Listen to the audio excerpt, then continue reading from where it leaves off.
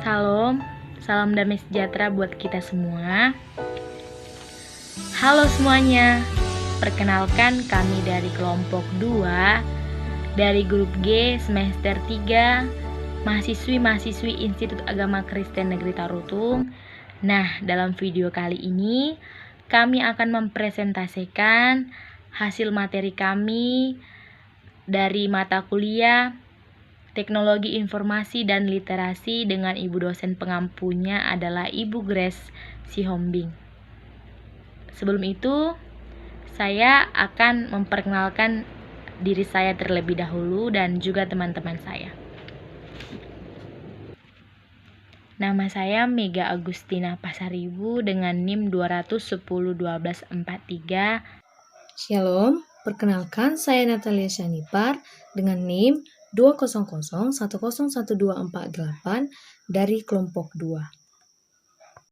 Shalom, perkenalkan nama saya Kristina Pusunggu dengan NIM 2101234.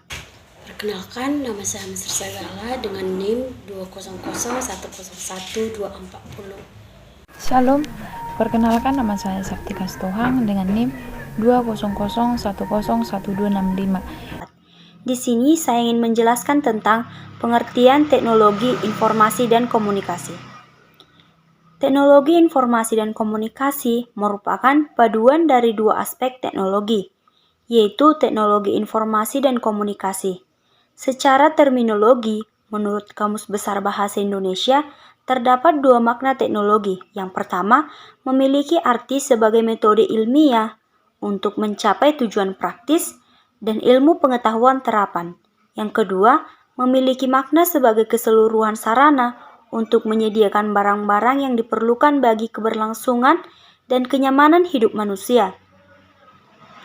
Dalam KBBI, informasi diartikan sebagai penerangan, pemberitahuan tentang sesuatu makna yang menunjang amanat yang terlihat dalam bagian-bagian amanat tersebut. Serta komunikasi diartikan sebagai pengiriman dan penerimaan pesan atau berita antara dua orang atau lebih sehingga pesan yang dimaksud mudah dipahami. TIK menuntut kemampuan setiap individu untuk mampu menggali, mengelola dan mengembangkan informasi dan kemampuan komunikasi yang efektif dalam meningkatkan peran dan fungsi individu tersebut di dalam masyarakat. Di sini saya akan menjelaskan tentang teknologi pembelajaran. Teknologi pembelajaran. Pembelajaran dilaksanakan pada dasarnya sebagai bentuk upaya membangun proses yang mampu menggali dan mengembangkan potensi yang tersedia menjadi suatu perubahan yang diharapkan pada diri pembelajar nasional. Sebuah proses sangat membutuhkan pola, sistem, atau lingkungan yang paling terkait. Hubungan yang saling berkaitan ini harus terjaga secara berkesinambungan sehingga menjadi sebuah proses yang persisten dan kontinuitas. Armstrong, Hormon, dan Savage menjelaskan bahwa teknologi dapat mendukung strategi-strategi ruang kelas yang meliputi hal-hal berikut ini. 1. Menyajikan materi dengan efektif. 2. Mengajarkan kembali dan memperkuat materi. 3. Menyediakan pengalaman penggayaan bagi pembelajar yang berbakat. 4. Mendorong perspektif-perspektif dengan menggunakan website dan menggalakkan. Misalnya, sahabat pena email internasional. Seiring dengan kemajuan teknologi informasi dan komunikasi, suka atau tidak suka, guru dituntut untuk menguasai dan memanfaatkan TIK dalam pembelajaran peserta didiknya. Tingkat penguasaan TIK ini hendaknya dilakukan secara bertahap berkelanjutan baik melalui usaha sendiri. Nah, selanjutnya saya akan menjelaskan mengenai kompetensi teknologi pembelajaran. Dalam teknologi pembelajaran, para guru membutuhkan lebih dari sekedar menggunakan komputer dan perangkat teknologi di dalam kelas, supaya setiap para siswa yang menggunakan perangkat teknologi ini dapat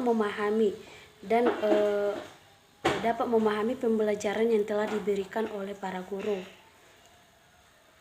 Kompetensi teknologi dalam pembelajaran dapat dipahami sebagai sejumlah karakteristik yang mendasari seseorang dan menunjukkan cara-cara bertindak, berpikir, atau mengeneralisasikan situasi secara layak dalam jangka panjang. Dalam kompetensi teknologi pembelajaran ini terdapat 5 karakteristik kompetensi. Yang pertama, motif-motif atau motivasi. Motif-motif ini yaitu secara konsisten dipikirkan dan diinginkan yang menyebabkan tindakan seseorang. Yang kedua, ciri-ciri atau traits. Dalam hal ini, karakteristik fisik dan respon yang konsisten terhadap situasi atau informasi yang didapatkan oleh para guru untuk para siswa. Yang ketiga, konsep diri. Konsep diri ini maksudkan adalah sikap-sikap, bahkan nilai-nilai atau gambaran tentang diri sendiri seseorang. Yang keempat, pengetahuan. Pengetahuan ini informasi yang dimiliki seseorang dalam area spesifik tertentu. Dan yang terakhir yaitu keterampilan atau skill. Keterampilan atau skill ini merupakan kecakapan seseorang untuk menampilkan tugas fisik atau tugas mental tertentu, sehingga para siswa akan mengetahui kemampuan mereka terhadap bidang studi yang mereka pelajari selama melakukan proses belajar. Dalam kompetensi pembelajaran ini, seorang guru yang baik akan semakin sulit untuk menjadi seorang guru yang sukses. Untuk itu, untuk mendukung kompetensi teknologi pembelajaran dalam kelas, maka sebagai seorang guru, kita harus memberikan kesempatan kepada siswa kita untuk belajar, supaya mereka dapat mengembangkan potensi mereka untuk di kemudian hari. Contoh dalam pengembangan kompetensi pembelajaran ini, kita harus menggunakan teknologi semacam aplikasi-aplikasi seperti contoh e-learning, WA, Zoom, Google Meet, Classroom, dan teknologi lainnya yang sedang berkembang saat ini. Nah, dengan begitu, maka para siswa akan lebih mudah memahami pembelajaran yang sedang diberikan oleh para guru tersebut. Baik, selanjutnya saya akan menjelaskan mengenai kendala-kendala dalam peningkatan kompetensi teknologi informasi dan komunikasi. Menurut Khairman pada tahun 2005, adapun kendala yang dihadapi dalam peningkatan kompetensi ini yaitu yang pertama, penolakan untuk melakukan perubahan, yang kedua, kurangnya kesiapan sumber daya manusia, yang ketiga, kurangnya ketersediaan fasilitas teknologi informasi dan komunikasi, dan yang keempat, kurangnya bahan ajar yang beraneka ragam atau yang beraneka sumber. Yang kelima, kurangnya keberlangsungan dalam peningkatan kompetensi ini. Selanjutnya saya akan menjelaskan adapun beberapa strategi dalam peningkatan kompetensi teknologi informasi dan komunikasi ini. Ada 3 yang sangat berperan penting dalam peningkatan ini, yakni yang pertama, peran pemerintah, dan yang kedua, peran guru, dan yang ketiga, peran masyarakat. Pada kesempatan ini saya akan menjelaskan yang pertama, yaitu peran pemerintah. Dinas Pendidikan Pembinaan adalah salah satu hal yang sangat berperan penting dalam peningkatan kompetensi ini, yaitu salah satu yang bertanggung jawab dalam peningkatan kompetensi ini, baik pemerintahan pusat maupun pemerintahan daerah. Kementerian dan Microsoft Learning sudah bekerja sama dalam menyelenggarakan atau melaksanakan serangkaian kegiatan selama 5 tahun dalam peningkatan kompetensi teknologi informasi dan komunikasi, yakni yang pertama,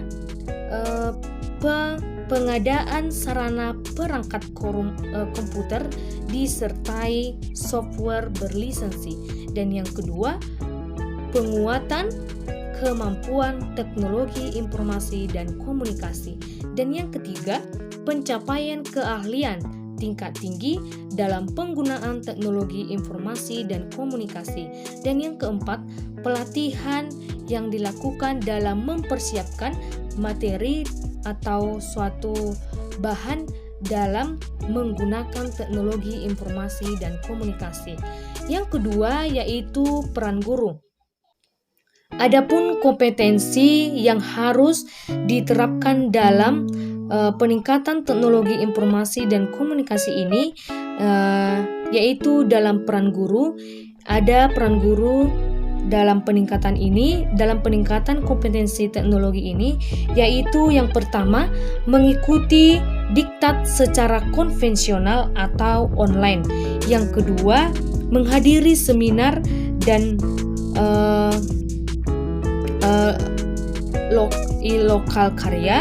Yang ketiga, membaca jurnal, buku, dan bahan-bahan yang bersangkut paut dalam peningkatan kompetensi teknologi ini yang relevan dan belajar mandiri.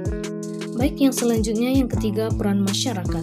Selain peran pemerintah dan guru, masyarakat juga mempunyai peran penting dalam peningkatan kompetensi teknologi informasi dan komunikasi ini, yaitu diharapkan dapat mendukung penyediaan infrastruktur teknologi di dalam sekolah, karena sekolah juga menerima bantuan teknologi dari alumni atau orang tua, di mana sekolah juga diharapkan kepada masyarakat juga dapat membimbing dan mendorong anak dalam memanfaatkan teknologi informasi dan komunikasi.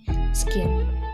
Baiklah, saya akan menyampaikan kesimpulan dari materi kelompok kami, yaitu di mana pendidikan yang berkualitas menjadi syarat utama keberhasilan generasi dalam memainkan peranan penting dalam kehidupan dan perkembangannya.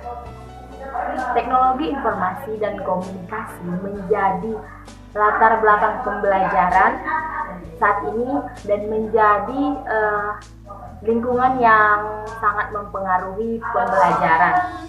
Kemampuan guru dalam mengajar sangat dipengaruhi oleh pemahaman dan cara pandang guru terhadap lingkungan atau ruang lingkup dan objek belajarnya. Baiklah, jadi sampai di sinilah materi yang bisa kami presentasikan dari kelompok 2. Lebih dan kurangnya saya mohon maaf. Terima kasih. Salam Tuhan Yesus.